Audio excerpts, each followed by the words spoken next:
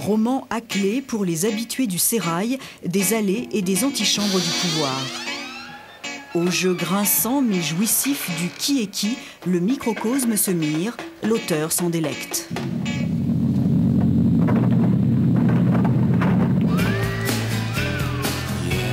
L'auteur, Serge Lèbre, ancien adjoint à la culture, a créé le personnage d'Antoine, élu dans une ville imaginaire où se livre une impitoyable guerre de succession. La fin du règne de Bernard, l'élection chaotique de Gérard, orchestrée par Ségolène avec François-Jean et Emma en embuscade. Le futur maire était décidément sur un nuage. En quelques jours, avec l'aide de Ségolène Frappa, le gentil premier adjoint des débuts s'était métamorphosé en un battant retors. De loser de rien en vainqueur heureux, autant qu'assoiffé de revanche. C'est au fond aller à la découverte des courants qui existent au sein d'un parti politique, qui sont extrêmement difficiles à toucher du doigt pour le grand public. Et pourtant, je l'assure bien, si on ne comprend pas le fonctionnement de ces courants, on ne peut pas comprendre comment fonctionne le monde politique. Antoine avait la rage. Et il l'eut davantage encore quand un conseiller municipal de ses amis, voisin de Lisa Elfoub, lui affirma avoir vu cette garce voter pour Victor Obélas. Il n'y a aucune haine, aucune volonté d'être méchant, c'est plus jouer au niveau de l'humour et de faire sourire, quoi, en fait. Hein. Il n'y a pas vraiment de méchanceté fondamentale là-dedans, non. Cette ancienne secrétaire d'État du gouvernement Rocard avait bien du mal à réaliser que depuis de nombreuses années, elle n'était plus aux affaires. À tel point qu'elle donnait l'impression parfois de traîner le chariot de toute la misère du monde. Après 315 pages de conciliabule, d'épuisants huis clos où s'éteignent les convictions, que reste-t-il de la politique? Un polar, dit l'auteur. Pas sûr, rétorque la rumeur. Au terme d'un livre, que reste-t-il, sinon le sérail, sa vanité et le sentiment de son impuissance? Vous croiserez peut-être Gérard Depardieu ces jours-ci dans les rues de Clermont-Ferrand. L'acteur tourne actuellement le film de Xavier Giannoli qui s'intitulera Quand j'étais chanteur. À suivre également, c'est un livre et le journal des sports.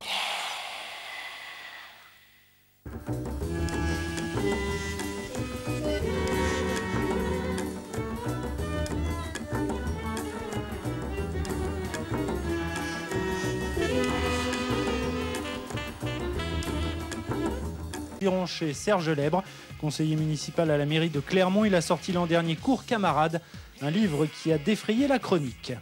Conseiller municipal à Clermont, Serge Lèbre est aussi écrivain à ses heures et il n'a pas son crayon dans sa poche. Il est l'auteur d'un livre publié l'an dernier qui a fait du bruit dans le landerneau clermontois. Cours camarades est un roman qui évoque la guerre de succession qui a secoué la mairie de Clermont après la démission de Roger Quillot. Ça a turbulé. Hein. Dans le microcosme politique, ça a fortement turbulé, ça c'est clair. Moins que je le craignais d'ailleurs, puisqu'on n'en est pas venu aux mains, par exemple. Mais tout de même, j'ai senti qu'il y avait quelques tensions, quoi. Quand je passe encore, on me regarde étrangement dans certains milieux. Serge Lèbre, qui était à l'époque adjoint au maire, a voulu montrer l'envers du décor, dévoiler les coulisses, pas toujours très glamour, de la politique.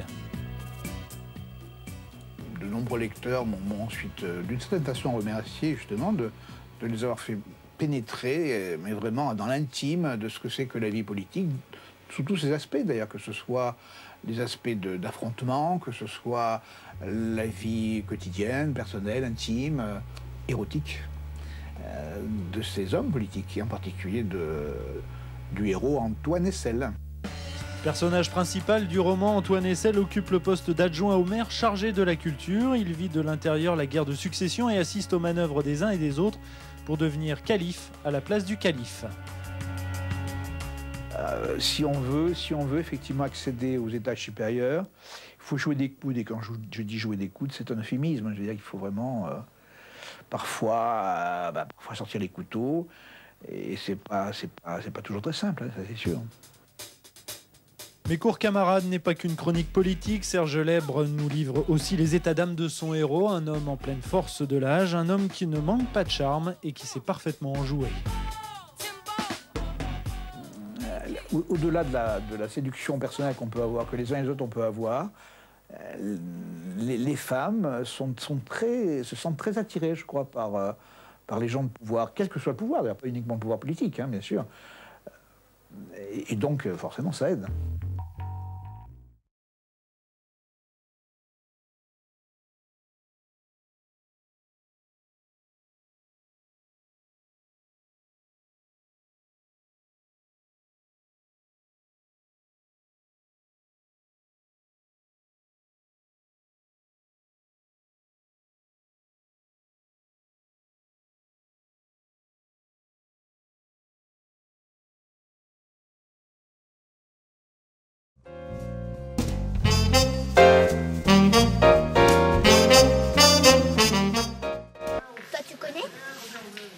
Ah, moi, je connais bien, oui, tout à fait.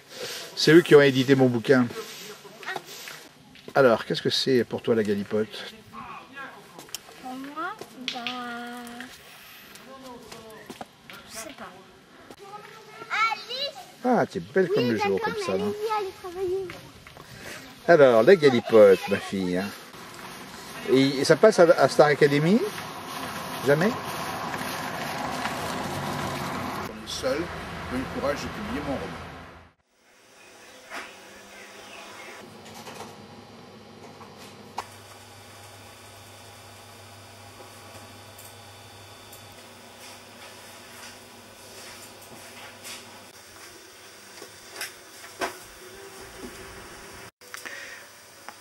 Donc si vous vous plantez là, il ne peut plus rattraper à l'imprimerie. Hein. Oui.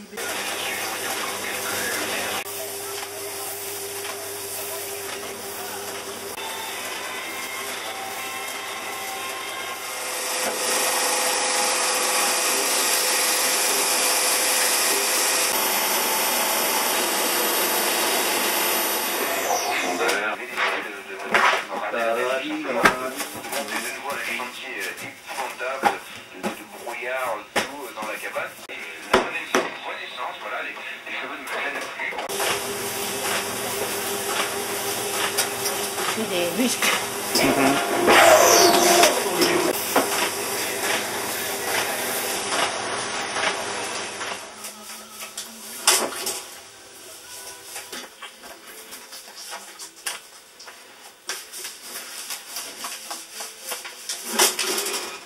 Après je vais brocher donc. Parfois la galipote vient se surajouter à ça là. Ah oui, ouais, ouais. Donc ah ouais. On est obligé d'arrêter pour faire la galipote. D'accord. Entre temps. Là on a ça. Oui, je sais bien, j'avais vu. Ouais. Oui, là il manque plus qu'à. Là on finit de trier. Encodage du fond. Piqué aux commerçants. Ah ok. Je les ai pas. C'est de camarades. C'est l'histoire en fait de Clermont dans les années 90. L'histoire de Clermont dans les années 90. Donc c'est un roman, mais en fait on y découvre toute la vie politique, la bataille Quillot-Giscard de 95, la succession à Roger Quillot, etc. On va essayer, je pense que c'est intéressant. On rentre dans les coulisses de la vie clermontoise. Mais c'est un roman, hein, donc c'est vraiment une œuvre littéraire, mais en même temps on apprend plein de choses. D'accord. Cours camarade, c'est l'histoire de les années 90 à Clermont. Ouais. Ils ont fait un article sur la montagne. Par contre, il est aussi auteur. Il vient de sortir ce livre qui s'appelle Cours camarade.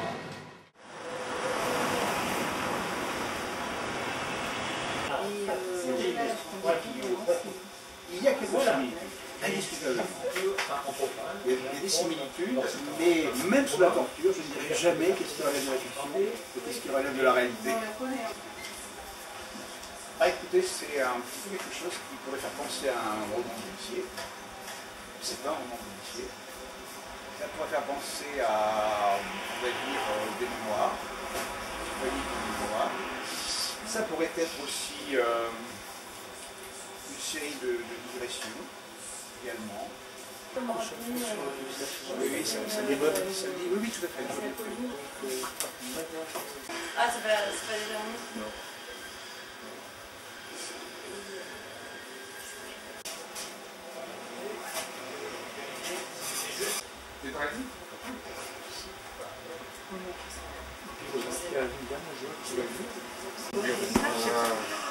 C'est quoi?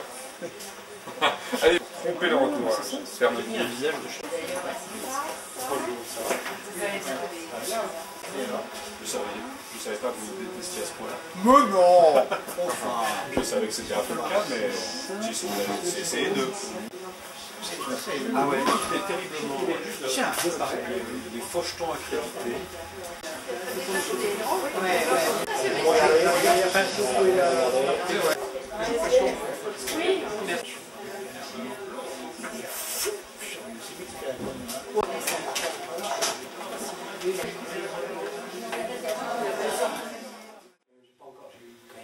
Juste constater que Je suis le directeur des Frontés, pour ceux qui ne connaissent pas. C'est un illustre inconnu, donc physiquement, je veux dire. dans le choix de ces pseudonymes qui impliquent des clés, ce qui veut dire qu'on peut très bien reconnaître un peu approximativement qui est qui, sans comprendre. Est-ce que votre éditeur vous oblige à cette gymnastique qui consiste à jeter les auteurs dans les campagnes les plus reculées pour les ventes de bouquins? En clair, est-ce que vous irez faire les fêtes du livre?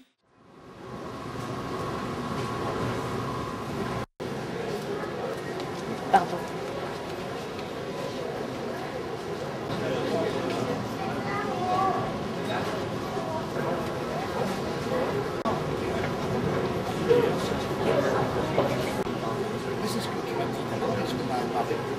Oui, mais c'est un énorme travail. Énorme. Je sais, il m'en a parlé. Critiser parce qu'il travaille. Moi, c'est le process parce que...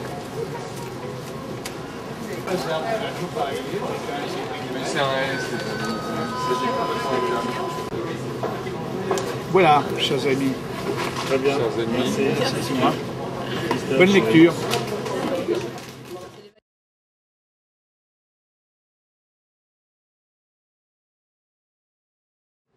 Très bien. C'est moi. Bonne lecture.